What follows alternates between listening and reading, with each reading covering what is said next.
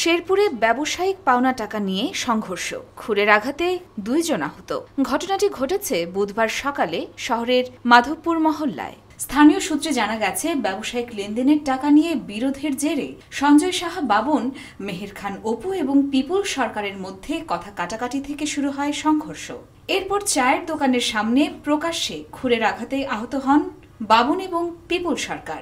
দুজনকেই রক্তাক্ত অবস্থায় শেরপুর জেলা সদর হাসপাতালে ভর্তি করা হয়েছে। আহত বাবন অভিযোগ করেছেন, মেহের খান অপু এবং পিপুল সরকার মিলে তার প্রায় 5.5 লাখ টাকার পাওনা না দিয়ে বরং হামলা চালিয়েছে। তার মাদকাসক্ত নিরাময় কেন্দ্র থেকে 15-20 জনের অধিক ছেলেপেলে নিয়ে আমার এলাকার যে মাছ বিক্রি করে তার ওই দাও নিয়ে আমার গেটের গিয়ে হামলা করে, গেটে বাইরে করে এবং তার ফলে এলাকার যে যারা আমার আশেপাশে প্রতিবেশী আছে তারা তাদেরকে ফিরিয়ে নিয়ে যায়।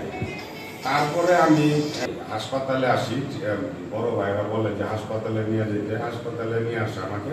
নিয়ে আসার পরে আমি হাসপাতাল থেকে থানায় একটা অভিযোগ দায়ের করি। অন্যদিকে মেহের খান অপুর দাবি, বাবনই খুর দিয়ে হামলা করে তার বন্ধু পিপুলকে গুরুতর জখম করেছে এবং তাদের ব্যবসার প্রায় 4.5 লাখ টাকা নিয়ে গেছে। আমার বন্ধুর কাছে ফোনে গালিগালাজ করছে এবং টাকা চাইছে, যে টাকা না দিলে তারা কিছু করতে পারবে না। তো আজকে সকালের ঘটনা, আজকে আমার বন্ধুকে আমি সামনেই ছিলাম, আমার বন্ধুকে হাত দিয়ে তো মারছি এই বাবন শাহ, আর সাথে ছুরি দিয়ে আমার বন্ধুর পেটে আঘাত করে আমার বন্ধুর অবস্থা এবং চোখে আঘাত দেখছে না তারা। তো আমি সুষ্ঠু বিচার চাই।